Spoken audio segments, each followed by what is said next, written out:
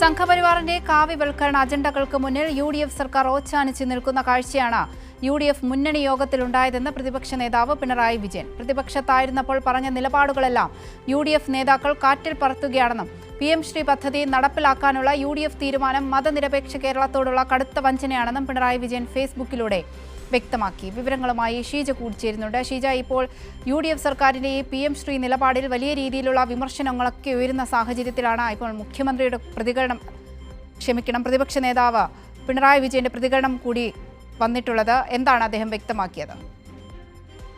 തീർച്ചയായും വന്തിക, അതായത് ഈ PM ശ്രീ പദ്ധതിയുമായി ബന്ധപ്പെട്ടുകൊണ്ട് കഴിഞ്ഞ ദിവസം UDF യോഗം പദ്ധതിയുമായി മുന്നോട്ട് പോകാൻ കൈക്കൊണ്ട തീരുമാനം, അതോടൊപ്പം തന്നെ പാർലമെന്റിൽ കേന്ദ്രമന്ത്രി കോൺഗ്രസിന്റെയും അതായത് UDFന്റെ തന്നെ 2 MP-മാർക്ക് നൽകിയിട്ടുള്ള മറുപടി, അതിന്റെയൊക്കെ പശ്ചാത്തലത്തിൽ അക്കാര്യങ്ങളെല്ലാം സൂചിപ്പിച്ചുകൊണ്ട് തന്നെയാണ് ഇപ്പോൾ പ്രതിപക്ഷ നേതാവ് ഈ വിഷയത്തിൽ പ്രതികരണം നടത്തിയിരിക്കുന്നത്. പ്രത്യേകിച്ചും ഈ പദ്ധതിയിൽ നിന്ന് പിന്മാറാൻ കഴിയില്ല എന്നതായിരുന്നു മുഖ്യമന്ത്രിയുടെ വാദം എന്ന് പറയുന്നത്. പക്ഷേ അത് വസ്തുതകൾക്ക് നിരക്കാത്തതാണ് എന്നുള്ളതാണ് പാർലമെന്റ് രേഖകൾ തന്നെ തെളിയിക്കുന്നത് എന്നുള്ള കാര്യം അദ്ദേഹം ഓർമ്മിപ്പിക്കുന്നു. ഒപ്പം തന്നെ PM ശ്രീ പദ്ധതിയുമായി ബന്ധപ്പെട്ടുകൊണ്ട് നടപ്പിലാക്കില്ല എന്ന് പറഞ്ഞവർ ആ തീരുമാനവുമായി മുന്നോട്ട് പോകാൻ കൈക്കൊണ്ട ഒരു തീരുമാനം, അതാണ് UDF യോഗത്തിൽ ഉണ്ടായത്. മതനിരപേക്ഷ കേരളത്തോടുള്ള കടുത്ത വഞ്ചനയാണത് എന്നുള്ള കാര്യവും അദ്ദേഹം വ്യക്തമാക്കുന്നു. പ്രത്യേകിച്ചും ഈ പദ്ധതിയുമായി ബന്ധപ്പെട്ടുകൊണ്ട് ഇതിൽ കേന്ദ്രമന്ത്രി നൽകിയിട്ടുള്ള മറുപടി, അതിൽ വ്യക്തമാണ് കഴിഞ്ഞ സർക്കാരിന്റെ കാലത്ത് അതുമായി ബന്ധപ്പെട്ട ഒരു തരത്തിലുള്ള തുടർ നടപടിയിലേക്കും കടന്നിട്ടില്ല എന്നുള്ളത്.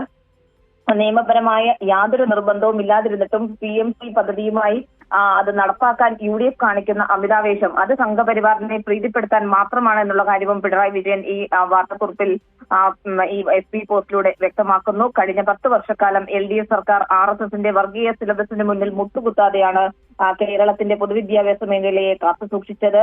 അതാണ് ഇപ്പോൾ ഒറ്റുകൊടുക്കുന്നത് UDF എന്നുള്ള കാര്യവും അദ്ദേഹം പറയുന്നു. ഈ വഞ്ചനാപരമായ നിലപാടിനെ തുറന്നുകാട്ടാൻ കേരളത്തിന്റെ പൊതുസമൂഹം മുന്നോട്ട് വരണം എന്നുള്ളൊരു ആവശ്യം കൂടിയാണ് പ്രതിപക്ഷ നേതാവ് മുന്നോട്ട് വയ്ക്കുന്നത്. അവന്തിക.